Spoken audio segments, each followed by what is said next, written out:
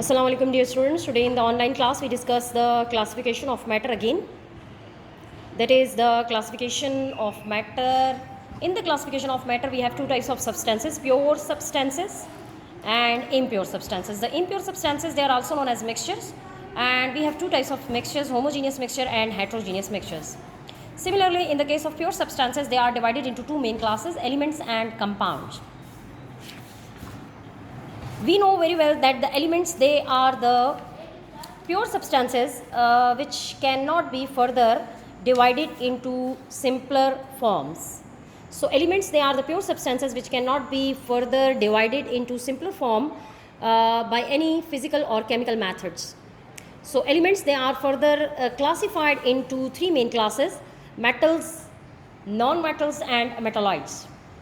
The metals, they are the elements which have shiny surface, they are good conductor of electricity and they are electropositive in nature. Similarly, the non-metals, they have no shine, they are poor conductor of heat and electricity and they are electronegative in nature. Similarly, the third class of element is known as metalloid. The metalloids, they have some properties of metals and some properties of non-metals. For that reason, they are considered as metalloids. So in the case of elements, we want to write the elements in the simplified form. For that reason, in 1814, a chemist named Berzelius suggested a system to write the short forms of the elements, and these short form of an elements, they are known as symbol in chemistry. So symbols, they can be defined that they are the shortest name of an element. In the case of examples, today we discuss that we have some examples, that is, the boron is an element and we can represent boron in its symbolic form by writing its symbol. That is, boron can be represented in the form of symbol by writing capital B as shown in the video. Similarly, the carbon is an element and we can represent the carbon by using its symbol, that is capital C.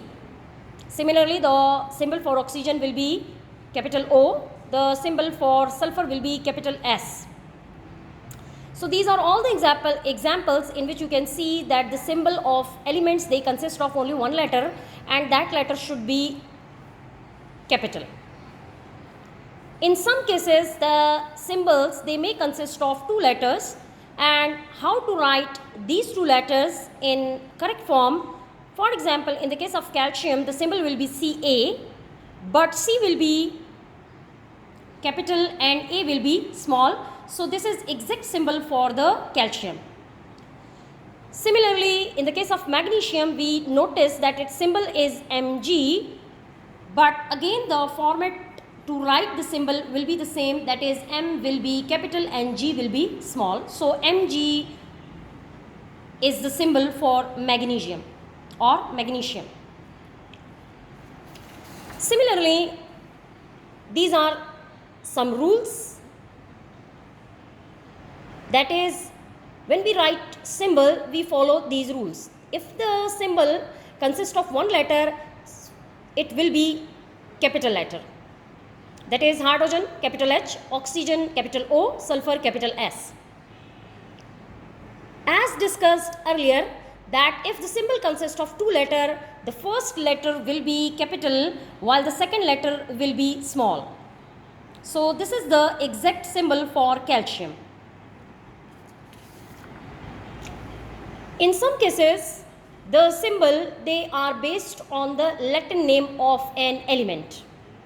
That is, in the screen you can see that an element is known as antimony, but its Latin name is stibbium. So the symbol will be Sb, S capital, B small, the same rule. In the second example, the name of an element is copper, but its Latin name is cuprum. So its symbol will be Cu, C capital, U small. Again, the rule is the same. A very familiar example of an element, iron, Latin name ferrum and symbol will be Fe. Again, very familiar element in your life, gold, Latin name arum symbol AU, not G.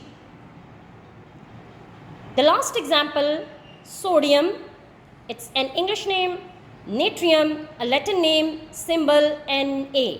In all the example, you will notice that the first letter is capital and the second letter is small. So this is very important thing to note, that whenever we will write the symbol, either the symbol it is based on the English name or its Latin name, we follow the same rule. After that, we discuss the compound in detail, and we define the compound that when elements, it may be 2 or 3 or more than 2 or 3, when elements combine chemically in fixed ratio by mass, then it will produce compound. So it is a very simple example that if an element is A and we have another element which is B, so when these two elements A and B combine chemically in fixed ratio by mass, they will give us a compound. So this is the formula for a compound AB, and this is compound. So compound is formed by the chemical combination of elements. Compound may consist of 2 elements or more than 2 elements.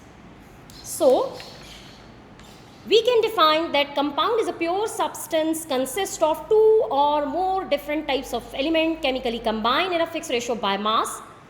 We have a very familiar example, that is H2O is a compound, and that compound consists of hydrogen and oxygen. The ratio of hydrogen and oxygen in water molecule will be 2 to 1. So it's a fixed ratio for water molecule. Here I have the structure of water molecule for you people. You can see that 1 oxygen and 2 hydrogen, they will combine and give you a water molecule. Another example of the compound is hydrogen peroxide. Hydrogen peroxide is a compound which consists of hydrogen and oxygen again, but the ratio is different from the water molecule. In this case, you will notice that 2 hydrogen are present, 2 oxygen are present, but you can't consider it a water molecule.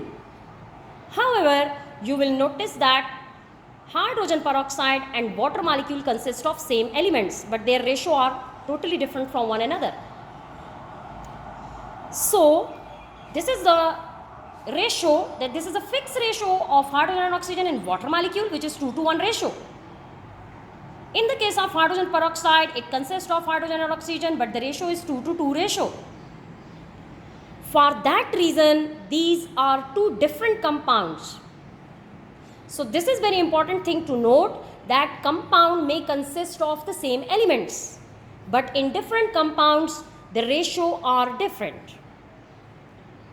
So in this video, you can observe that different compounds have different elements and they combine in different proportion or different ratios. If we want to make the water molecule, the ratio will be 2 to 1 ratio as indicated by the formula. However, in the case of hydrogen peroxide, the ratio will be 2 to 2 ratio. So these are 2 different compounds which consist of the same elements, but these elements, they combine in different ratios. For that reason, they are 2 different compounds. So compounds, they are the pure substances which consist of 2 or more different types of elements chemically combined in fixed ratio by mass. So you can't change the ratio of any element in the compound. They always combine chemically in a fixed ratio by mass. That's all for today. Thank you. Have a good day. Allah Hafiz.